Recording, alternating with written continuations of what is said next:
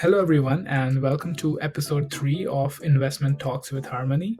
Today on the show, we have our guest, Mr. Arjun Batra, who is very well known for his dynamic personality. While he is a real estate investor, realtor, businessman, coach, and even a triathlon runner, these are few of the skills that he excels in. Arjun is much more than his titles. He's not one to shy away from challenges, and his lifelong learning attitude has made him a powerhouse in the real estate industry. In this episode, we will explore Arjun's approach on scaling your portfolio, navigating today's market, and how building a strong team can help you achieve success faster. So, whether you are just starting or a seasoned pro, this is gonna be of great value. Let's dive in. This one's gonna be a fun ride.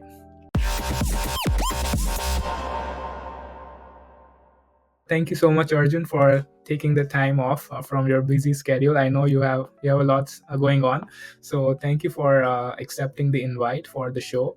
And always good to have you around. Always love your energy, love your vibe. So I'm sure our listeners will find great value learning through your experience and your journey.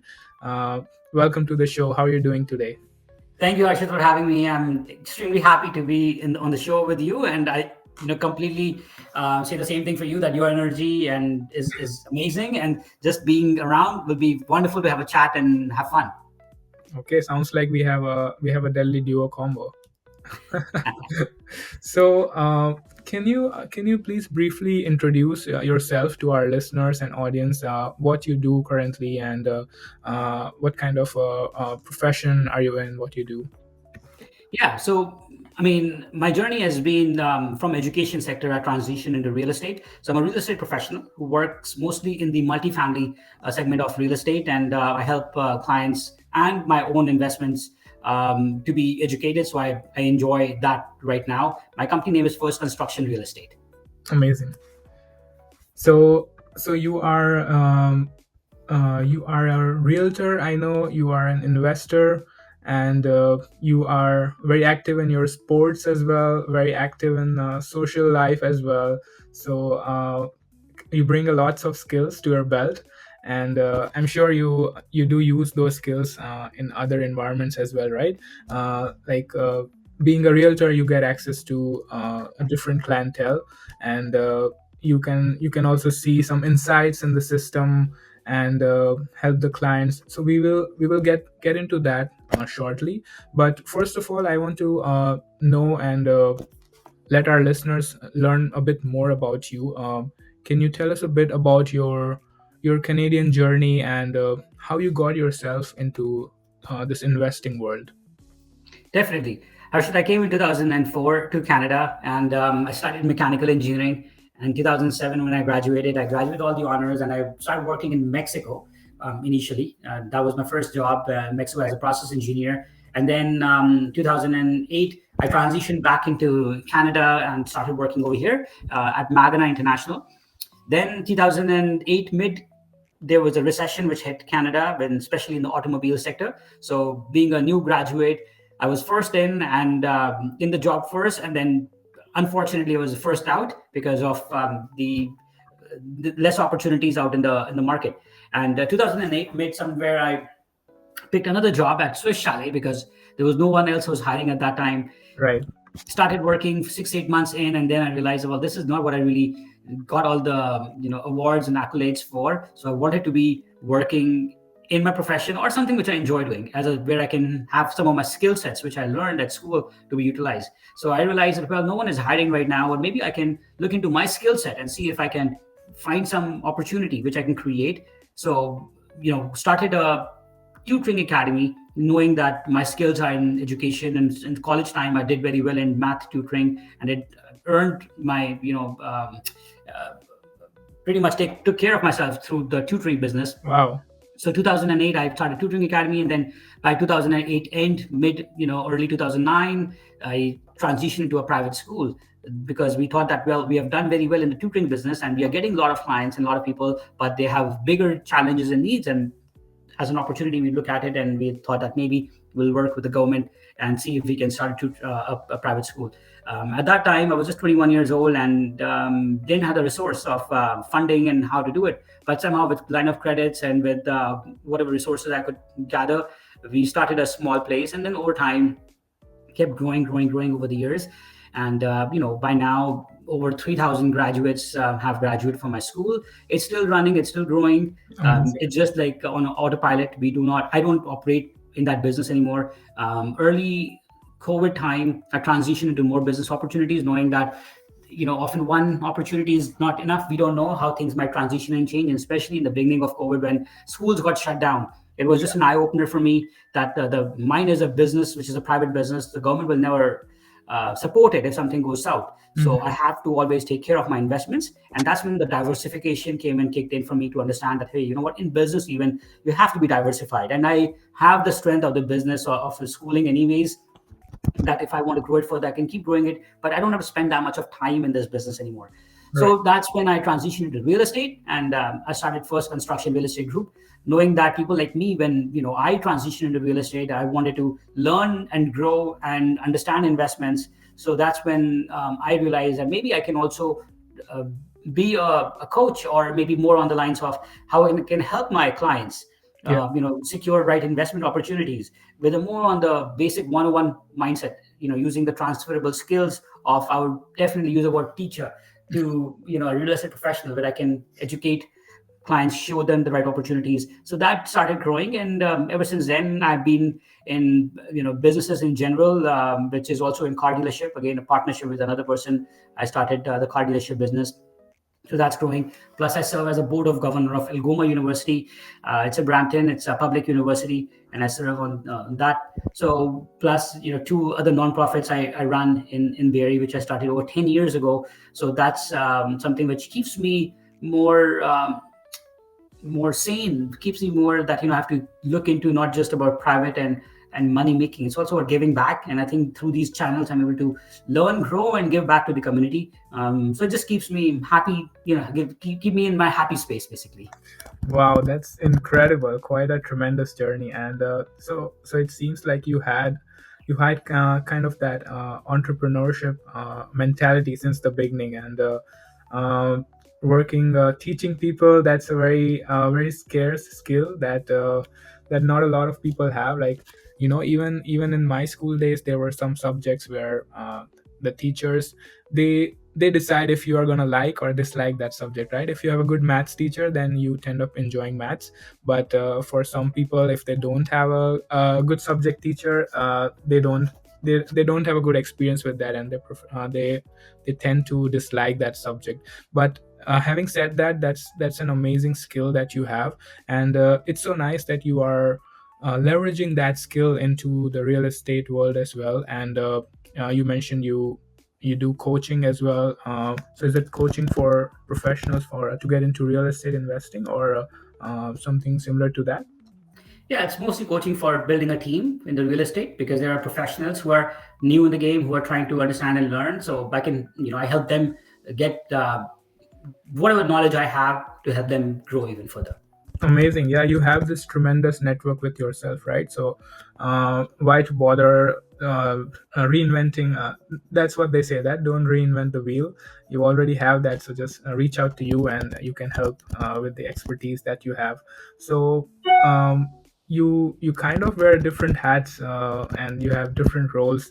You are a very successful entrepreneur, realtor, investor, and uh, you are members on the boards as well that you mentioned. So how do you? I'm very curious to learn what routines or some systems that you follow to stay organized and efficient and on top of your work. Um, I think everyone have different approach to problem solving. My approach is simple: that if you want to grow something, you have to put maximum time in that segment rather than anywhere else. It's very hard to wear too many hats at the same time. You may seem like you have done it, but actually it's a time. It's a time, it's an interval, because you have done something for that long. People think that you wear those simultaneously. Actually, it's not always the case. You have done your share work in that segment, that you are able to transition into something more. It I becomes feel, so natural that you don't feel like you have to spend that much time doing that thing, right? yeah, and teamwork, right? At the end of the day, you need to delegate. You need to learn to delegate things, and then only grow. I have a great team. Every nonprofit where I work, and in my business, everywhere I have the right people whom you need to trust Yeah. to that you need to believe in them, and they have to believe in you, and it's the energy gets reciprocated uh, based on how your energy is. If you don't trust someone, then the other person will never trust you either. So I feel it's so important that you have to have that faith and Mhm. leap of faith, so that you build a team over time, and grow from there. So time management wise, I believe that 80% of my time needs to be in real estate every single day, because that's the business I'm growing right now. While everything else which is on my plate, it takes 20% of my day. If I'm not able to shrink in 20%, then I have to make strategies to shrink it in 20%. But there's no way that I can take away that 80% of my time, because if what I'm growing needs that energy right now, Interesting. and once it has grown to a certain level where I can further it, and I can make do with it in automation, Yeah. I'd love to be there one day. I'm not there yet. Absolutely. No, that's very interesting that you said, because I also believe that when starting or growing an initial business at the initial stages, it's like a small baby. So you have to give more and more time to that, and the more focus and energy you spend, the easier, the faster the baby grows, and then you can leave off that baby to enjoy their life and give you some returns, and maybe work on making some new babies, right? Well, great analogy. So I'm curious, what kind of investments do you invest in? Uh, are there any particular strategies that you use for investing? Well, my focus is multifamily now. I mean, in the past, I have done the other investments of buying singles and doubles, and but now my focus is getting into more and more investments with this knowledge of being part of the Well Genius group, even, and learning from people over there. So I'm a student of Well Genius. I'm learning. I have a coach who's helping me grow. So the little I know about the multifamily segment of being myself an investor, I think I'm learning so much being open minded. Right. So for me, anything which is like multifamily, 5 units and more, is something which I care about and look into. My focus is generally 15 units now, that if anything that has 15 units, where I can use economy of scales and find some new opportunities in that segment and do it. Now, being wearing that investor real estate hat, I get an opportunity to see these firsthand, these opportunities. So I am personally doing a lot of these due diligence part, Right. where I am going through these investments and checking it out and learning more and more what is good, bad, and what can go right, wrong. Talk to the people, talk to the coach to get better understanding of these investments. Right. So definitely a real estate and multifamily is my favorite strategy to invest as well. But do you also diversify your investments, like in stocks or cryptocurrency, or um, some government bonds, something like that, or you usually prefer going major chunk of your investment into real estate? No, I do use stocks. I do not use any other medium of investments other than stocks and real Right. estate in general, which is still very narrow as a diversification word. But yeah, that's all I learned new, and I want to be getting better at. Right. Stocks, I've started doing it since very early 2008 onwards. So I have a portfolio of investments which I diversify generally. Or there are times where I buy and hold, like a real estate strategy invested in in stocks.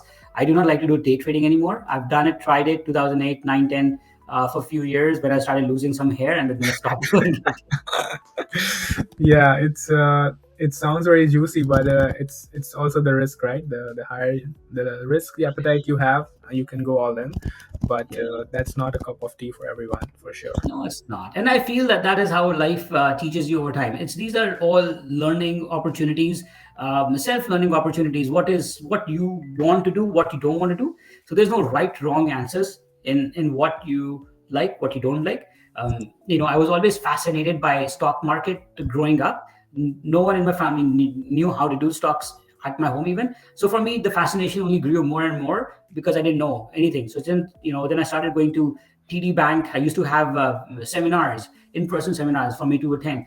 In general, they used to have for everyone. So I started attending many of these seminars in the beginning, just as to learning an opportunity to see what these guys are doing.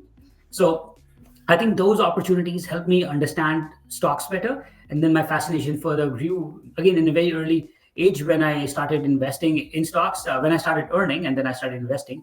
So I felt good about it, that I know that market somewhat. I mean, no one can know it all, obviously, but I know somewhat. So I invest in these. I've invested in tech stocks when they were upcoming. Meta and all those. I invested Oh, because I nice. believe in it. Amazing. Um, Yeah, you said very well. No one has a crystal ball. If we had it, that would be amazing. But just for that reason, I myself very strongly believe in the potential of real estate and investing in real estate, especially here in Canada or even across North America. There's lots and lots of opportunity, and we see the numbers. I think it's the education also. It helps a lot. Maybe. Maybe once you grow your network, it becomes easier to expand your portfolio. But investing in real estate over a long time, it definitely gives very strong returns. And yeah, I believe in that too. And you mentioned a very good point that you also get the education for investing, let's say in multifamily, and you are also a realtor.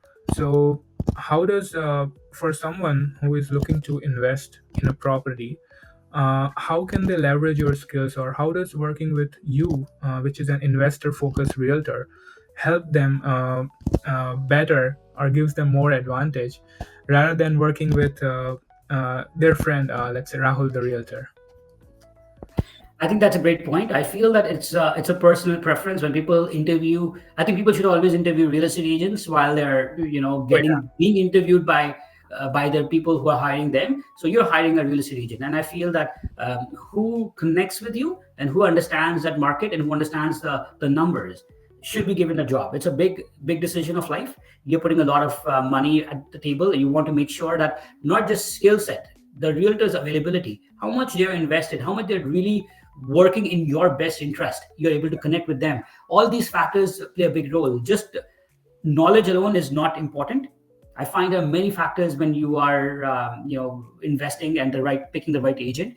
I bring that to the table. I have an MBA from an Ivy League university in Cornell University. I have an MBA from Queen's University, which backs my real estate profession. I've several other education in real estate as a specialist. So I bring that value to the table always to my investors, where I'm able to crunch numbers, I understand numbers, and I'm able to share where there is something left on the table to be utilized, or versus something we are having a strong negotiation if something requires. So I'm bringing all those to the table to my clients, and that's how I like that. If I am looking for someone, I want a strong team, I want a good team, I want people who are skillful yet available. So that's what I try to bring to my clients generally.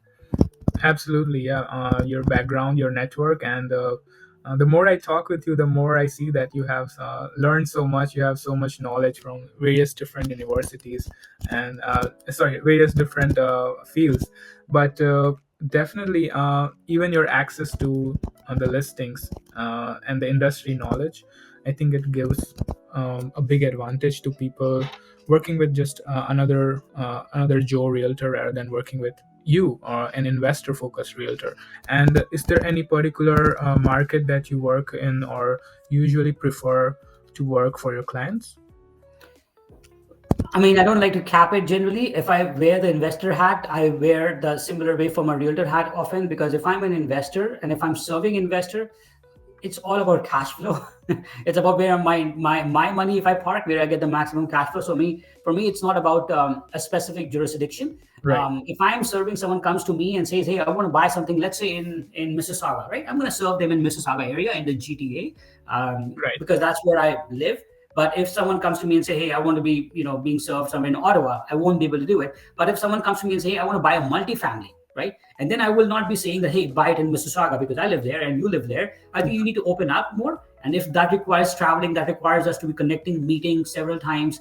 I feel that is the value I bring to the table. I'm always available for my clients, and I understand how big a decision it is for them. So for me, this is my ask if I was an investor. So I want to deliver that to my clients' mindset, that they will not like to have anything less, and I need to double down on my work ethics and make sure I provide the maximum value to them, so that they are educated, and at the same time we are going through this journey together, where I'm also learning, and I'm very honest with them that I'm also learning, and I'm happy to work harder so that I can bring the most value to them as well. Yeah, I love that point for a multifamily, that you don't have to get stuck on an area.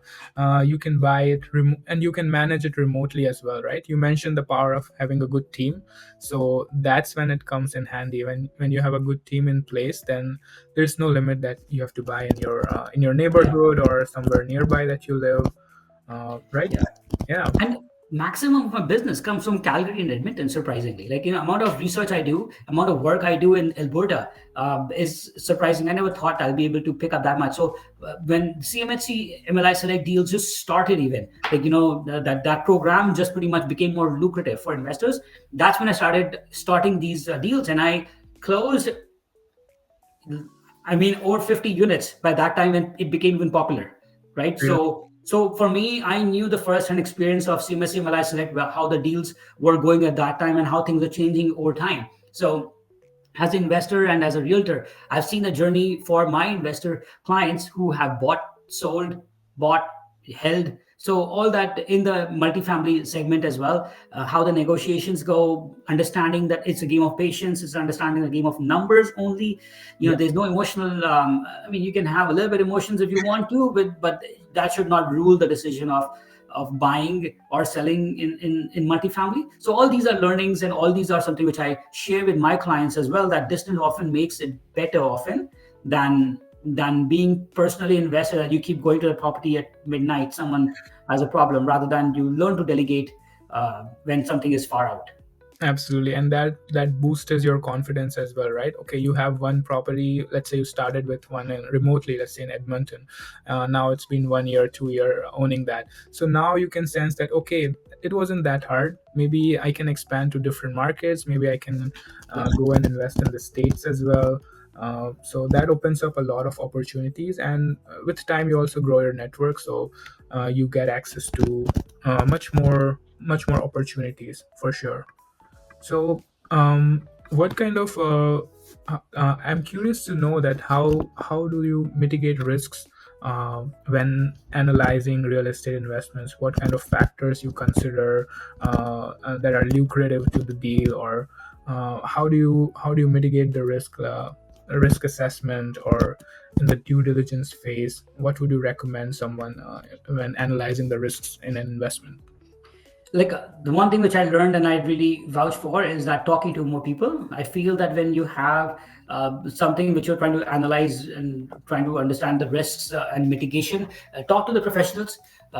If required, more than one, completely okay. The more you chat, the more you talk, the more you discuss, the more you're learning every time, and you're learning something new. That means it will, by default, help you mitigate that risk, because you're talking to some of the professionals rather than talking to my brother who doesn't do real estate. I'm trying to, learn from what his advice is. I'd rather spend time talking to someone who is in this game and learn from them. So I don't have answers for everything, and often risk mitigation is talking to the right people, right team members in this. Now that is one strategy. The other strategy is number driven. Like, again, put everything on Excel. Make sure that you have put all the risks or all the numbers on the sheet, so that you're not just making numbers, making an emotional decision, but also more of a practical decision by having that risk factor numbers written, added more, that if something goes south, then what percentage of it you're willing to put more towards it. So when the markets are hard, you have to make sure that your numbers have a buffer,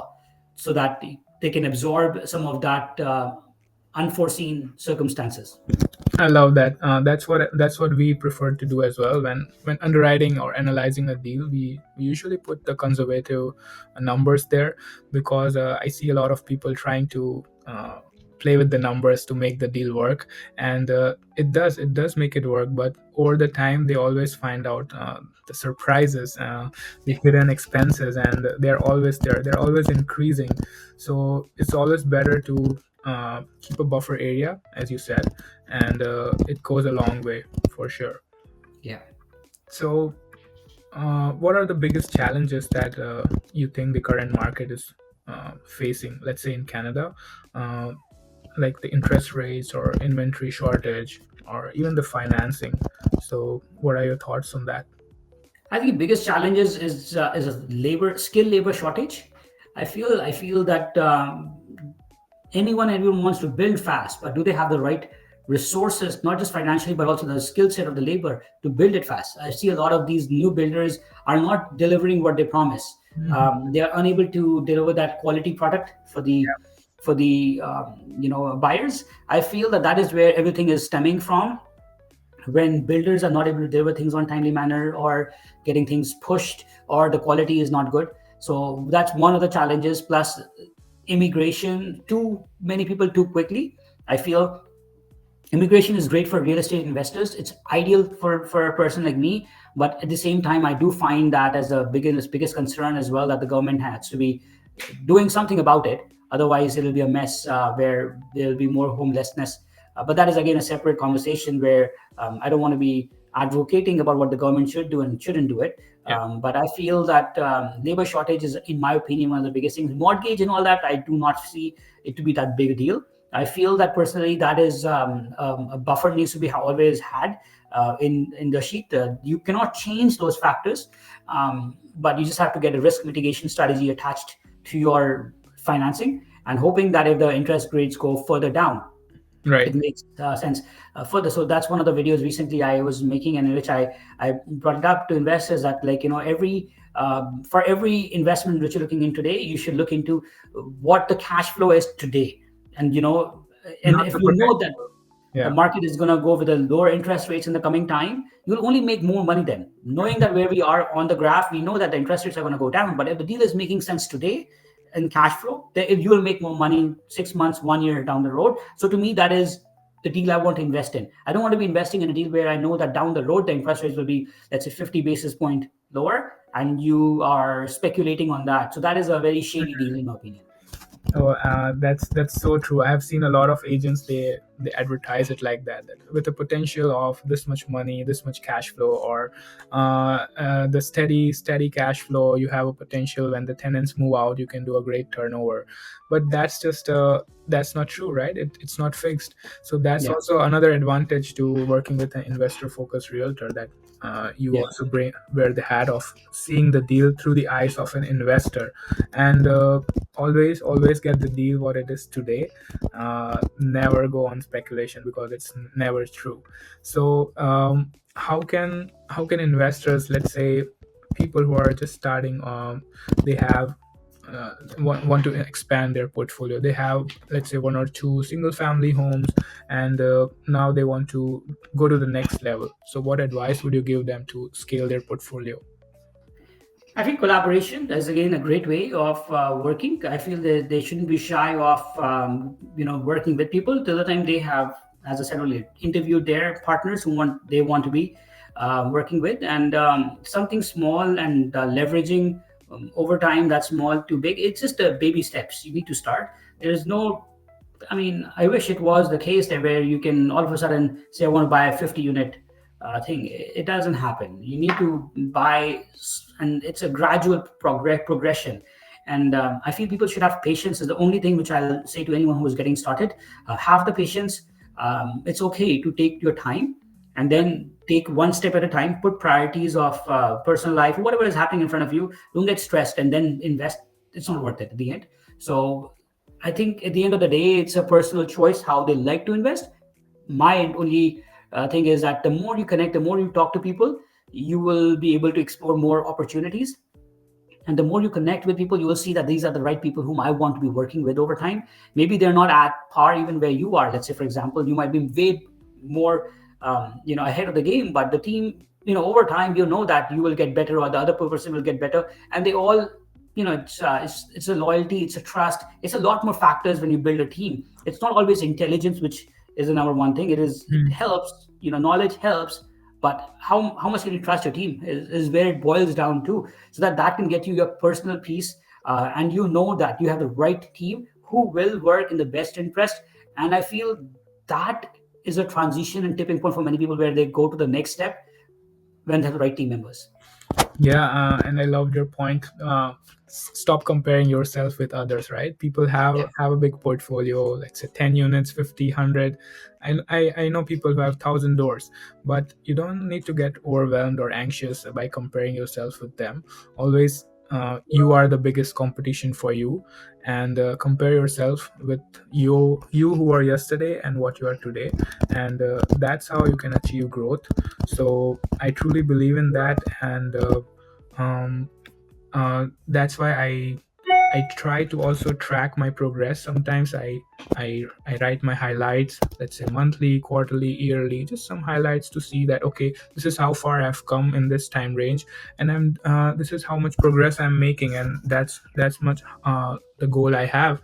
That's the amount of work I need to continue doing to reach that goal, and for that I wanted to discuss with you if you have any time management strategies or productivity tips that you want to share with our listeners.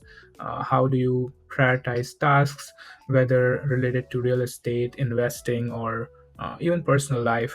Do you use any specific tools, calendars, or delegation techniques to your team to stay on top of everything? Um, I just use calendar and I have tasks on my calendar. And then in the morning, the first thing which I do is um, I put down on a whiteboard what the most priority or the highest priority things are, which needs to be done in the day. Right. Everything else is a byproduct of the day, but I see, like for example, if I'm sitting over here, my whiteboard is in front, you cannot see it, but then I have, you know, my things which are priority, including the 20% of my tasks of the day, which are my nonprofits, my other businesses, and my other priorities of my real estate. So it's written over there on the board. So I try to keep it that way so that it helps me stay focused. If I'm getting off track because of anything, then I know that I might have to cover up during the day because those are important tasks and I cannot ignore it. Absolutely. Over time, as you mentioned, we all realize that we are our own competition. We have to self-tame our own time, and you need to hone your skills in making sure that you're doing the right thing for your business. And then when you write something with that mindset, you want to achieve it because no one is there to look at you. No one is there to tell you, hey, you know what, you're off track. Why are you chilling? Why are you taking longer? Why are you not doing this? You got to do what you got to do, and that's it. I think that's a mindset which you have to develop over time, where Yeah. you need to be accountable to your own self, and that is hard. I mean, I have to admit that's one of the hardest things, that your own accountability. But that comes when you keep doing it, practicing, and you see that, hey, you know what, you have become that person over time. Hmm. Yeah, that's very well said, and that brings up to my next segment. It's a very favorite segment, and it's kind of related to what we just discussed. So I'm straightforward jumping to that. You mentioned that your favorite strategy is multifamily real estate investing. So for someone who is looking to get started or wants to get to the next level, could you recommend like three tips or some apps or websites or tools or even books that you could recommend them to help them reach their goals faster? I mean, I can tell you, I mean, I have tons of books over here in front of me, actually. I'm just going to pick three books which are my favorite, basically. I'll show you, Let's do it. including actually, one of them is right over here as a workbook. I use it as a workbook while I read the book as well. It's called Think and Grow Rich. Right. I have the workbook. I make sure that, while I'm reading, I'm doing that work on the side. And I've read it before, I'm reading it again. Then I do like, Tony Robbins. I feel that Tony Robbins is one of the best mentor who's distance, but I always feel connected with him. Oh yeah.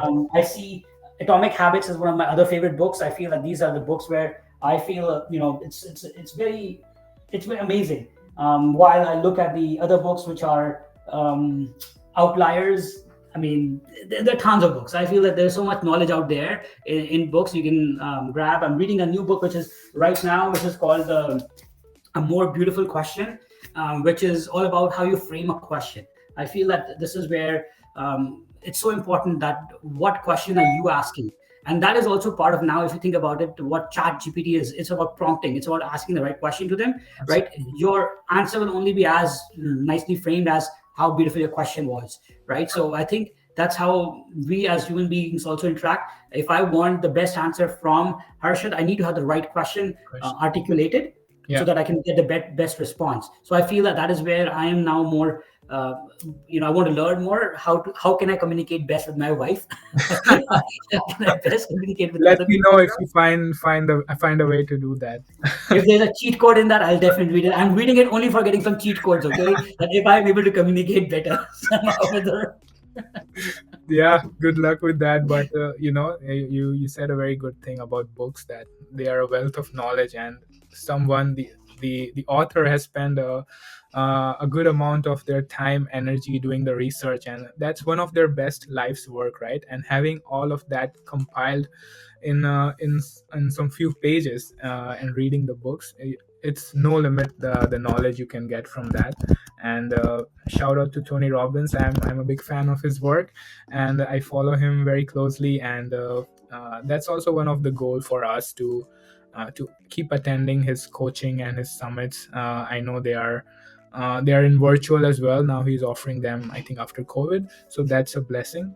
But he's definitely a great person, and everyone needs to check out his work. But yeah, thank you so much for sharing a glimpse of your library. Very interesting. And the next section, that brings us to the next section. That's myth or fact. So here I'll give you a statement, and you have to give your opinion if you think is it a myth or a fact. Are you ready? I'm ready. Okay. So the statement is that one can buy. We often hear, we often see in the news or watch videos with this headline. So is it possible for one to buy a property with no money down? Yes. It is. How come? Well, you leverage other people and make them be part of the deal, where you are becoming more of an maybe active investor. They can become a passive investor, and it all depends on the deal and how you make it work with your team. Amazing! Wow. So how can we find that that person? Is do our listeners need to reach out to you to find that team and that person that they're looking for? No, they need to look out to the family members.